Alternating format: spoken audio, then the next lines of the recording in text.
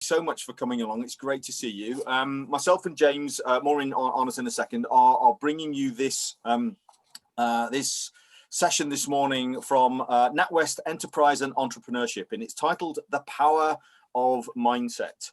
And it was great to hear people's thoughts on their perspective of the power of mindset and the significance of it, as we were just discussing things now, because my background is such that it is absolutely, I know, came to realize and apply the fact that the mindset is the most important thing to any person for their success. And I fundamentally believe that.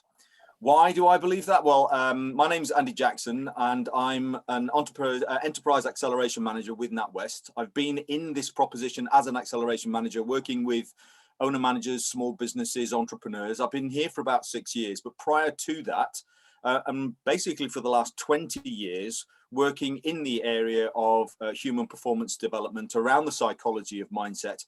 And without exception, I have found that and seen that the success or failure of any project, any business, any individual's personal journey is down to the way that they think, the quality of the way that they think about what it is that they do and how they apply themselves. And I feel extraordinarily privileged to be part of an organization that allows me to be able to help people with specifically that in mind. So that's me. James, over to you. Yeah, good to see you guys. I've worked in banking, well, for a long time now, over 20 years, and started to work with smaller businesses from about the year 2000, right up to medium-sized businesses and the large sort of multi-million-pound corporate-sized businesses. But for me, where the part of the job and everything that I do that I love is dealing with startups, the scale-ups, and all those kind of businesses in that really high growth area. And I was introduced to growth mindset for the very, very first time in 2016. I'd never even heard of it or anything to do with it.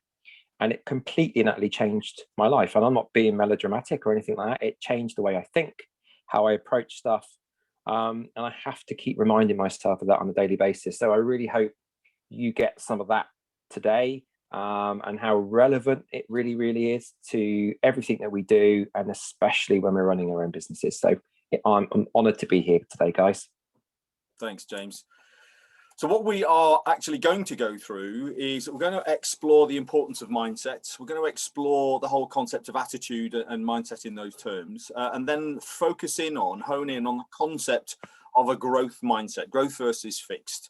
So we're going to, spend some time understanding mindset, and so that you can start to develop an understanding of how you think and feel about certain things, and some of the things that happen that can impact on your ability to adopt a really positive, powerful mindset. So we'll finish off. James will finish off just going through a few key considerations when you are looking to develop that positive, powerful growth mindset. Okay, so that's what we're going to do over the course of the next 40 minutes or so, and hopefully you'll find it useful. Right, so let's just sort of kick it back out there. What is your understanding of a mindset? What is a mindset? So please feel free to drop the mute, shout out, or put something in the chat. What is mindset? What do you understand about mindset? Anybody? Your sort of typical pattern in how your outlook to life. What shows up in life. Great way of thinking about it. Typical pattern in terms of your outlook to life. Life is everything, right? Yeah. Anybody else? What else? I sometimes feel it has negative connotations in some that you're stuck in a mindset. Okay. But I agree with Anne. I think it is more a pattern of the way you think and how you live your life. But for me, sometimes it can have a negative connotation, which I don't want it to have. So again, another reason for being on here. And that's a really important consideration, because when you think about it, mindset, we're not saying that mindset in and of itself is positive or negative, but your mindset about something might be helpful or unhelpful. It could help you to achieve what it is that you want. At the same time, you might have a mindset that stops you from achieving those things that you want. So in those terms, it can be positive or negative. So that's a really important consideration, something to bear in mind as we go through this stuff this morning. Anybody else want to contribute to that? So is it more, it's more like an attitude then? So it's an approach you're taking towards something. Brilliant. Okay, so the definition that we would use is an established set of attitudes held by an individual, but you would also add to that in terms of everything that you consider about life itself, established set of attitudes held by an individual about everything. Okay, about everything. So let me just introduce you to one of the considerations, or one of the things by way of an illustration. Okay, so what we do normally at this time is I'm just going to give you fair warning. After this quick introduction, I'm just going to point at somebody, shout out somebody's name, and then give you an opportunity to be able to talk about yourself, your business, and the one thing that would help you to grow your business. And I want you to just open the mic and for 30 seconds or 1 minute, just talk about who you are and what you're all about. Okay, so I'm just going to look up and down the list now, and Abby, you're included in this. So IP Devon could be one of those people. James, no, I don't think I'll pick you because you've done this before. So we'll go, Annabelle, Chris, Helen. I'm not going to do that because that would just be cruel. However, I'll tell you a story actually before we get to the punchline. I was on a session with some of the guys from UE Enterprise, University of West of England Enterprise students, a whole bunch of students, 60 odd students in a room. I did the exercise, and when I almost got to the point where I was picking on somebody, 5 people left the room. 5 people actually left the session because they did not want to be picked. So let me ask you, how did you feel about the prospect of being picked on and then having to do a pitch? Feelings of excitement? Yes, pick me, I want to talk about my stuff. Or was there that little bit of apprehension and, oh my God, I hope he doesn't pick me because I haven't prepared anything, and if I say anything I'm just going to look stupid. I'm going to go I really don't know what I'm going to be doing.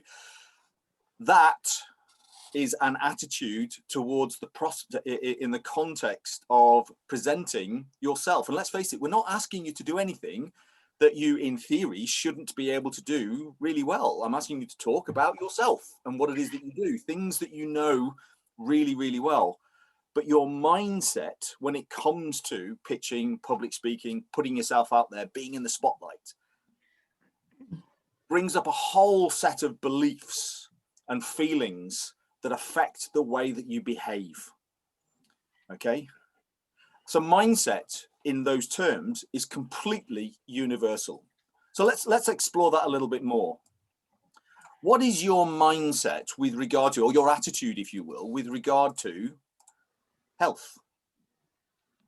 Positive, proactive? Is it important? That's my number one priority, Andy. Cool. Yeah. But that's following a spate of a lot of illness and injury. So yeah. Right. So experience has focused your attitude towards that so that you're much more proactive about it. Sadly, there are a lot of examples where people have encountered ill health and it's changed their attitude. Wouldn't it be significantly better if actually we all had a really positive, powerful attitude towards health that actually drove positive behavior? Yeah, of course it would. But also there is a contradiction with some people. They recognize that it's important, or cognitively they know it's important, but don't do anything about it. Yeah, so it's a really interesting one. We have an attitude towards health in the same way that we would have an attitude towards exercise. Yeah, how do you feel about exercise? What is exercise? Is it going to the gym? Is it having a monthly recurring direct debit from David Lloyd that you go, blimey, I spend that much and I don't go as much as I should? oh, that sounds, yes, I reckon we've all been there. Yeah, so again, health and exercise, we know they're important, but to what extent do we actually do something about it? What about money? This is an interesting one. Money is the root of all evil, right? But it's a facilitator as well, isn't it?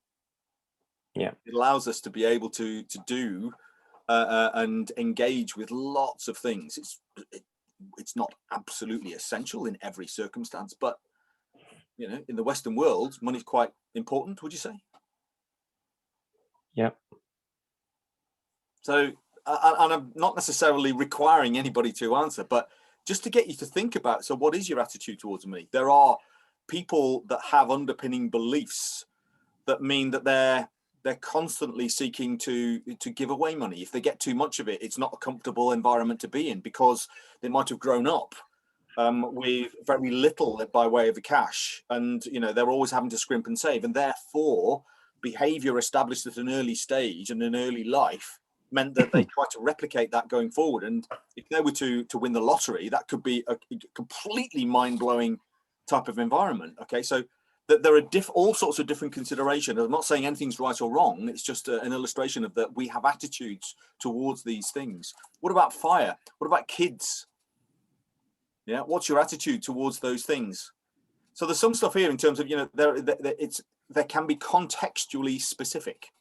If it's your kids, then you'll have a certain attitude towards that. Somebody else's kids, you might say, great, love them to bits, and they might love you to bits because you can give them back. Yeah, they're not with you forever. Okay, fire can be warming and life affirming. It can be used to cook and prepare food, but it can also completely destroy. Yeah, again, there's contextual specificity required in here. So the mindset here is, what is your attitude towards these things when you take into consideration all of the different contexts? You have an attitude about everything. You have an attitude or a mindset or a way of thinking about yourself, your partner, your car, the public, travel, money, the government, the world, climate, everything. Okay, that little pot that you've got on the mantelpiece in the living room, you have an attitude or a mindset towards that because of the memories that it might bring forward. Okay, so you have an attitude about everything. So what's your attitude? What's your mindset towards these things? The next 3 to 6 months. Excited about it? Looking forward to it? Can't wait to get beyond June 21st and have social restrictions all but lifted. Hopefully, fingers crossed. Yeah. So to what extent are you planning or taking time to plan or consider what might happen over the course of the next 3 months? There may be a couple of you are thinking, well, there's no point in planning because we don't really know what's going to be happening. And others might say, well, I have to plan so that I'm at least giving myself some structure in this really uncertain environment. Yeah. What's your mindset towards the customer and their needs over the course of the next 3 to 6 months? What about sales? What about marketing? What about communications, engagement? What about your mindset to numbers? Okay, so all of these things, again, you have an attitude towards. The way that you think about them determines the extent to which you engage with these things and the extent to which you actually behave or how you behave with regard to them. Okay, now we're not necessarily going into detail in each one of those, but the constructs, the things that we're going to talk about for the rest of the session, if you then take some of these constructs, especially the growth mindset, and apply them to your ability to impact on these different things, that's going to be something really important. In a wider context in business, we would argue that actually the powerful mindset in business would be to have a really positive, growth-orientated mindset to these things. Okay, so I would ask you, to what extent do you put the customer to the heart of everything that you do? To what extent do you actually positively learn from the things that don't go as the way that you would want them to, from that failure? Okay, to what extent are you always ready to take the opportunity if somebody says, I'm going to ask you to sort of stand up and give you 60 seconds? Do you know your numbers? Do you have a strong network? Do you have a clear vision? And as such, are you able to plan and move forward in a positive, proactive way? So all of those things, focused on goals, an effective communicator, lead and motivate, all of those things are really positive and powerful in terms of the whole business environment. Okay, so it is, again, the extent to which you're able to apply yourselves in those areas will determine the extent to which you are successful over the long term. So the key point to this point in the session is that we have an attitude about everything. These things on the screen at the moment are the things that are important for you to consider if you're going to be successful in business, both for yourself and the people that you work with. To what extent do you actually engage with them? But a key consideration and a key construct that will really underpin your ability to be able to engage with these things is something called a growth mindset. Okay, so James, over to you. Thanks, Andy. So yeah, good to see you again, everybody. I just want to introduce us today, and those of you that may never heard of this, to the concept of fixed versus growth mindset. So just want to kick it back, just do some open conversation just for a second, not putting anybody on the spot, but who can explain what a fixed versus the growth mindset means? From maybe you've heard it before, maybe you haven't. What's your understanding of that? Well, that you can have an influence over how things unfold, or how your life unfolds, how your business unfolds. You can actually have an influence over that. Yeah, that's good. That's a good way of thinking about it. Thank you. I couldn't see who that actually was. I don't It's know Yvonne. why. Sorry. Hi, Yvonne. Good to hear you. Bless you. Anybody else got any other thoughts on what you think fixed versus growth mindset means? So Well, I think, go on. I'm just thinking back to my corporate days, really, where you'd get the response, well, we tried that before and it didn't work. Whereas someone with a growth mindset would say, well, actually, yeah, we've tried it, but maybe it wasn't the right timing, so let's give it a go. Yeah, fantastic. Yeah, I love that, Anne. What a great example. It was so it happens so often, unfortunately. Yeah. I think a growth mindset is where you believe you can learn to do something and get better at it, and a fixed mindset is where you believe that you're given certain attributes and you can't get any better at them. Yeah, spot on. Chris, have you seen my slides? I'm kidding. That's it.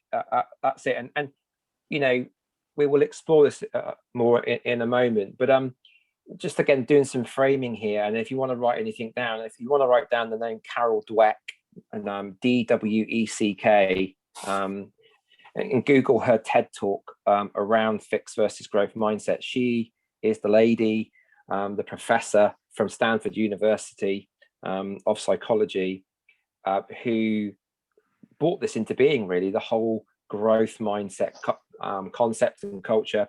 Her TED talk alone has been viewed more than 10 million times. So just moving on to the next slide there.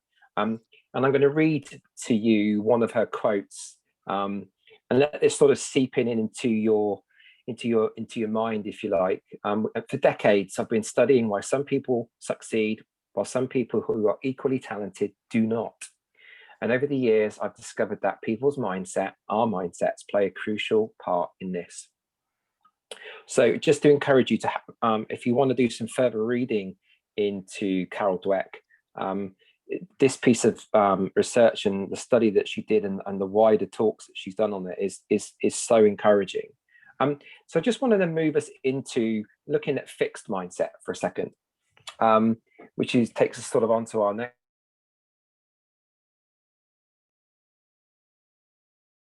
What their perception of what a fixed mindset is. What does that feel and sound like to you guys? Stubborn. Yeah, stubborn. Anybody else? Yeah, can't do that. Mm. Yeah. Immovable. Yeah. Which is okay. Similar. Yeah. So, Andy, if you want to bring up the definition for that for us. So this is sort of a classic definition of what it means to have a fixed mindset. It's the perspective that our character, your intelligence, your ability, if you like, is fixed. It's fixed. You're not in control of those things. So an understanding that you're born with this is the way you are. You have those talents, you have those abilities. They are what you've got. They are what you dealt with. To bring that to life for you, I always used to use the saying, and I used to say this all the time, when God was handing out DIY skills, I was at the back of the queue. I used to say that. Or I've used to say things like, I'm absolutely no good at maths. Or have you ever heard anybody say, oh, I'm just not sporty? I'm just no good to put this into a business context, I'm just no good with the numbers. I have to give that to somebody else. I'm absolutely rubbish at social media. Can anybody relate to that? Has anybody got any thoughts around that stuff? Absolutely. Yeah. So really, what drives a fixed mindset often in all of us, I say this stuff to myself all the time, and oddly, when I was preparing for this over the last few days to deliver this talk to you today, I was having to re-challenge myself when going through a massive piece of change in my role around having a fixed and growth mindset all the time. So really, it's all around a fear of not being good at something. If you've never done it before, a fear that people might ask you to do it again, or a fear of looking like you don't know what you're doing, or a fear of ultimately a fear of failure, and that your ability determines everything. Well, I'm here to tell you today, it doesn't. Your ability does not determine everything. And Andy, if you could move us on to the next slide, please, which leads us beautifully into growth mindset. Who can define from your own point of view, or maybe what you know, or maybe just what your sense of this is, how you would define a growth mindset, guys? So you are in control and you can learn to do new things and get open to learning. Yeah, open to learning. Yeah, fantastic. There you go. You can change and grow through effort, application, and experience. You are in control. So it's all really about thinking of how you can apply this to the situations that you find yourself in your business and in life in general. So I don't think you need to apply having a growth mindset to every single area of your life, because there might be some things that you already do in your life, in your personal life, in how you interact with maybe your friends and your family. And what we're contextualizing it with today is around your business, right? That you're already really, really good at. So, Annabelle, to encourage you, and I can say this because I know you're already really, really, really good at networking and really, really good at building those things. Chris, you're really, really good at what you do in your line of work. Thank you, James. So, it's about applying this mindset and this set of attitudes to the areas where we need to grow as a human and in our skills at work. Okay. And I'm here to tell you it absolutely does work. So some areas where maybe we could think about an example for that would be, you might think this is a bit general, but I always bring it back to somebody like David Beckham, who is an exceptional footballer, but he became that not just through having some natural talent. His dad would give him 50p when he was a young boy, a 10-year-old boy, every time he hit the crossbar. And after every training session, he would take a massive, massive, massive bag, about 200 footballs, and he would stick them down one by one, and he would practice getting the ball right into the top corner every time. So when he got out on the pitch, it didn't just happen through his natural talent that he got that ball into that top corner every time. It came through really applying himself, believing that he could do it, visualizing that he could do it, and being willing to fail. And there's that classic game, wasn't there? And I didn't plan on saying this, but I'm going to say it. In 2002, when England got to the World Cup, with the last kick of the game of his free kick, and if you ever watched that game, he must have had 12 free kicks that just went over the bar every time, and it was that last one that hit the spot. So about being willing to fail and not be scared of that. So you may think maybe here on this call, what we're doing today, there may be examples, maybe, I've used them already, maybe around how you lead your team.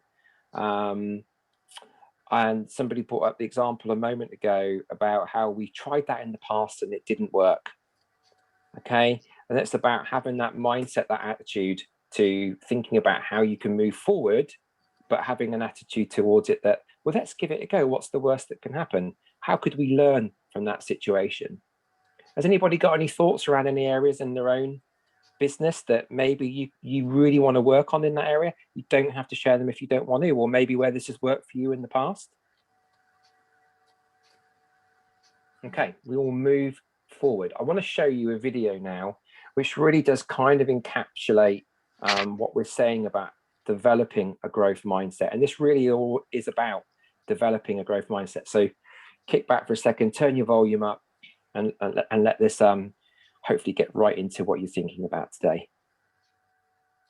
Through years of work, Dweck and her team have uncovered sort of the defining characteristics of the two mindsets. This table really illustrates the contrast between the two. The first big characteristic we need to talk about is belief. Again, people with this fixed mindset believe that skills are born and therefore they can't or don't have to learn. People with a growth mindset believe that skills are built, therefore they can learn. The second major characteristic is focus. People in a fixed mindset tend to focus on performance and outcomes and results. In other words, their main focus, their main concern becomes how they look, and more specifically, to not look bad. People with a growth mindset tend to focus more on the process of getting better, of learning and growing. These mindsets and these characteristics have a huge influence on our ability to learn. And now we start to see why. Let's look at like the 4 key ingredients to growth: effort, challenges, mistakes, and feedback. The research shows that when somebody is in a fixed mindset, they look at effort as a negative thing, as something that you do when you're not good enough. They also don't see the value or purpose of putting in effort. They've been shown to back down and avoid challenging situations. They get really discouraged and worked up when they make mistakes. And when somebody with a fixed mindset receives feedback from a parent, a teacher, a coach, or a friend, they get defensive, they take it personally, and they don't see the value or purpose of the feedback. So in other words, people with this fixed mindset actually avoid and shy away from these 4 key ingredients to growth.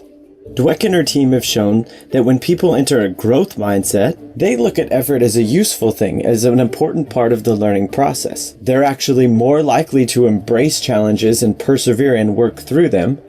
They see mistakes as learning opportunities, and when they receive feedback, they actually appreciate it and use it. Now, the fascinating and important part of this table is to connect the dots between these key characteristics of the two mindsets and our actions and behaviors towards learning. Let's look at the fixed mindset side first. They actually shy away from putting in effort because they don't believe that they can change. They give up when they're met with a challenge and things get hard because they don't want to look bad. So in their mind, the challenge becomes a threat, and because they don't believe that they can change.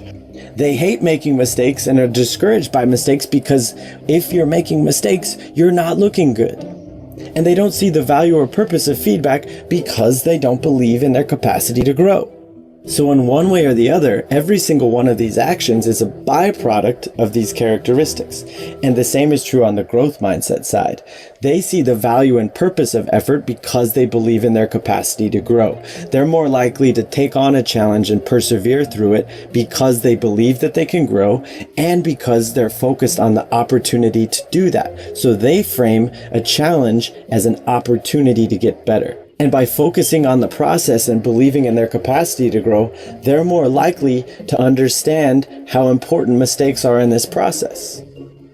And when they receive feedback from a parent, teacher, coach, or friend, they're more receptive to this because their focus is on getting better and because they believe that that information can help them grow, and they have the capacity to do so. 2 key points with this table. First, you're not just one or the other. This is a spectrum. And in different times, on different days, in different situations, you might be in a growth, while other times you'll slip into a fixed. But now that we understand how it works and we understand the characteristics, you can start to identify where you're at on the spectrum and, more specifically, the cause of that mindset.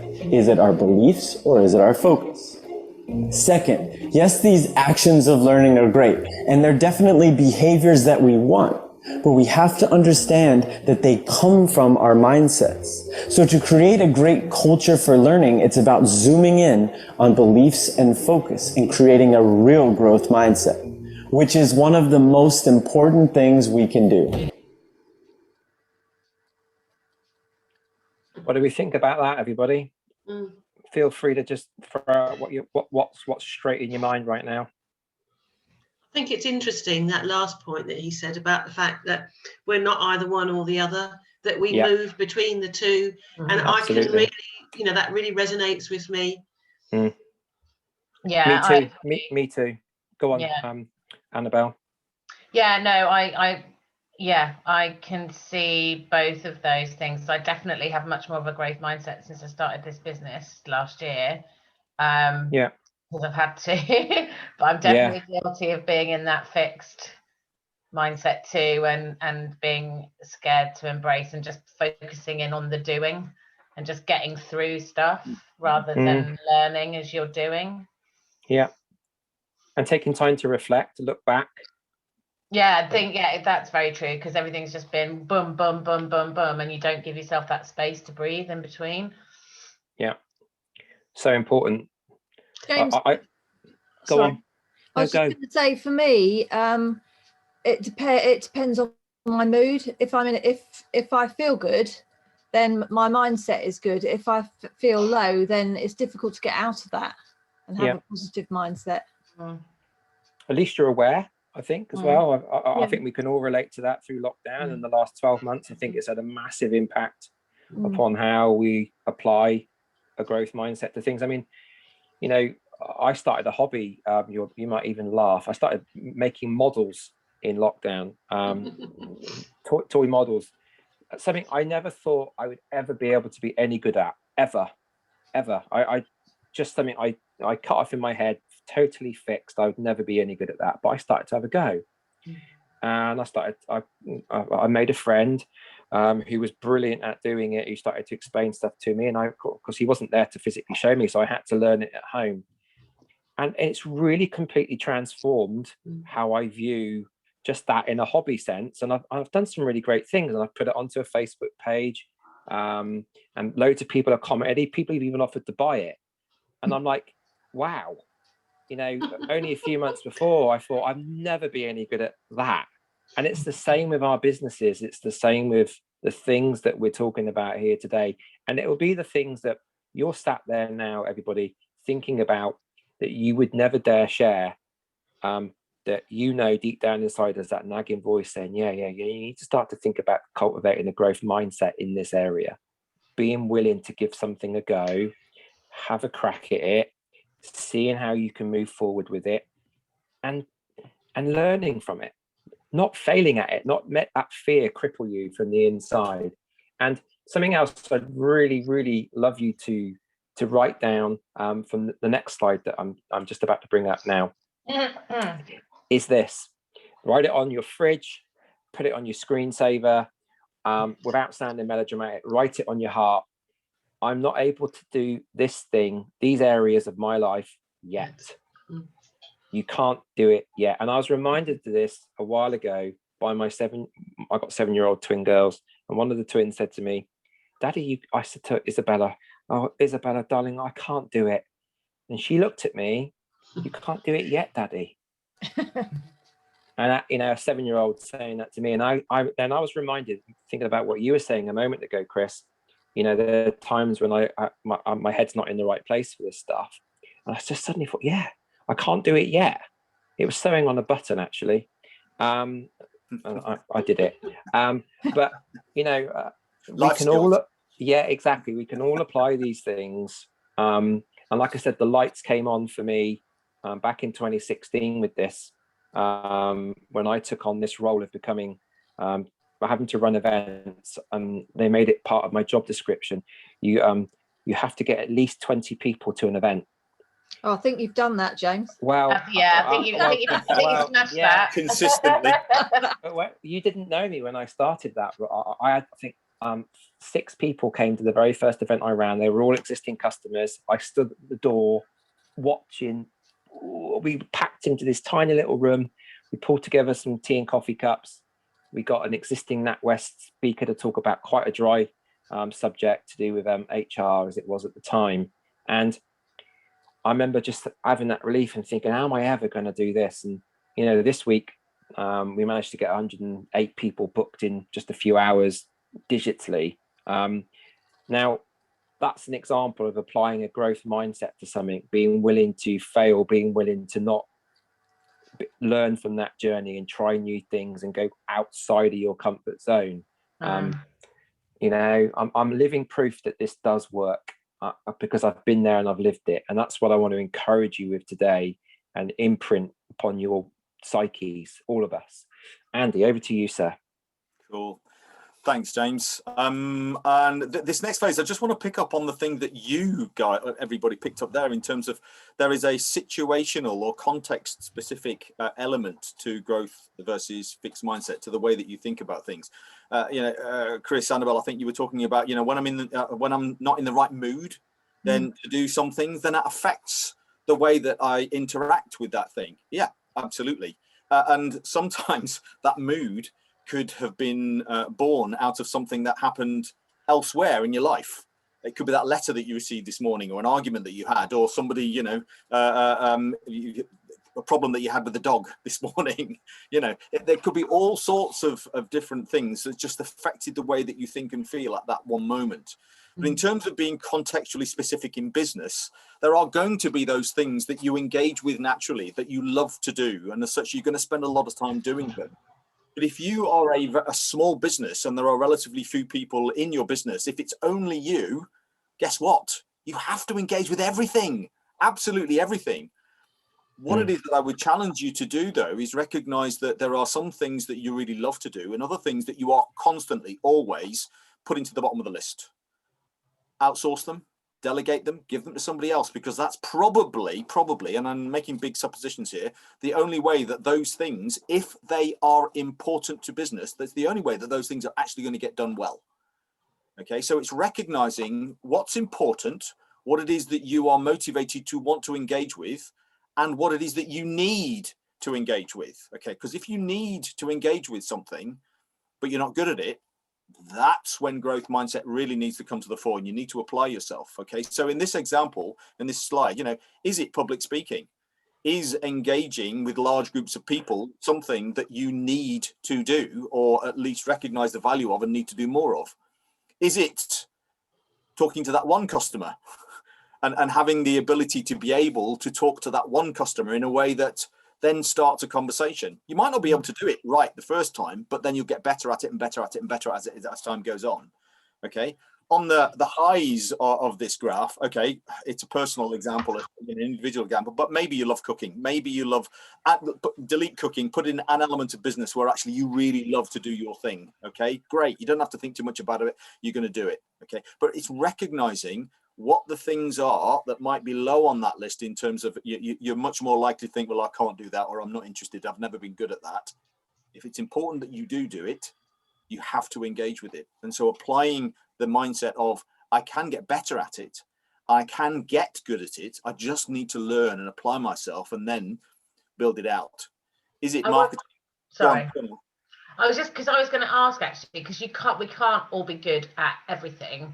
So that was going to be my question. How do you choose the things to grow and learn with, and the things that you go, because we can't all build up to the skills. I don't want to be negative, but I don't want to be an accountant. I can't, that isn't in my remit, and I don't, so I'm never gonna, I can do basic spreadsheet work and pass it over, but I have no interest in that area and I don't want to learn that.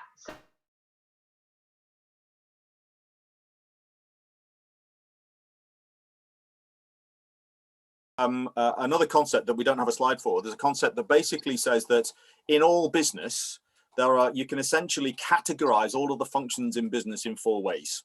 Okay, there is leadership, there's operational stuff. So there's operational stuff that means that that's the delivery of your product and service. Often the reason why small businesses, that's the reason why the founders go into business in the first place, because you're really good at something and you can sell that product or service to somebody else. Then there's marketing and sales, business development activities, that's number 3. And then there's all the infrastructure, the admin, the processes and everything else that underpins it. Everything that happens in business can be categorized in those 4 ways. So leadership is vision, strategy, planning, goal setting, all that kind of stuff. Then there is operationals, the delivery of your product and service, marketing, business development, marketing, sales, social media, engaging with customers, closing sales, bring the money in, all that kind of stuff. And infrastructure is HR. It's all of the process, all of the things that have to be there in a business, but actually often get outsourced to specialists like a virtual assistant. You know, so so it's the it's HR, it's IT, admin, recruitment. It's all of that stuff that needs to be there. Chances are, though, well, not chances are, research proves that it doesn't matter how good you are as an entrepreneur, how proactive and how much you apply yourself, you can only really be effective in 2 areas. And people have a natural preference based on all of their experience and the reasons why they're in business towards 1 or 2 of those things. Yeah, we meet businesses and entrepreneurs who go into business because they've got a great idea and then they bring the team together and they deliver on that. Others start a business because they are really good at something and they want to just concentrate on doing that. Okay, that doesn't mean to say that either of those examples are any good at business development, marketing, or sales. Yeah. And somebody who is really creative, again, stereotyping like mad, but somebody who's really creative and does marketing and sales, rubbish at admin and spreadsheets and all of that logical sort of brain orientated stuff. Me. Yeah. So that's where a virtual assistant can be phenomenally useful. Okay, and worth every single penny, because it frees up the mind so that you can choose to start doing all of the stuff that you love to do. And they're very, very good at doing that stuff. You're very, very good at doing this stuff. And all of a sudden, the business explodes. And it can be as dramatic as that. So yes, the thing is, I'd take a little bit of time to identify the stuff that you're really, really good at and you love to do and want to do. And that's operationally imperative that you do that thing. And recognize if there are other actions within the business that are still really important that they happen, but you just hate it, not motivated to do it at all, and it's constantly being pushed away. That's the point at which you have to choose to either engage with it and you really got to get your head around it, or give it to somebody else. Yeah. Okay. Yeah, great. Thank you. Nice. And really, as far as material goes, that's probably as far as we need to go. So what it is that I just want to do is sort of, I'm going to hand back over to James to now go into and just sort of consolidate our thinking around. Oops, no, not that one.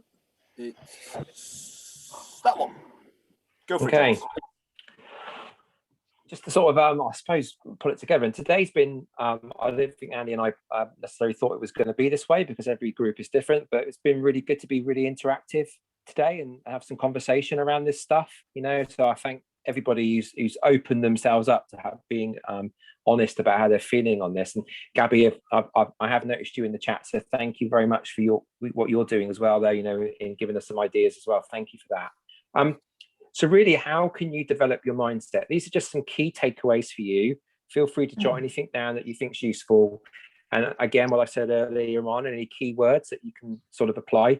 And going back to what Chris said about reminding yourself of this stuff in those moments when you maybe having a bit of a down moment, you know, you don't feel quite so, feel a bit flat. It's good to remind yourself of this stuff. So look at the language that you use. This is the first one, with yourself and with others.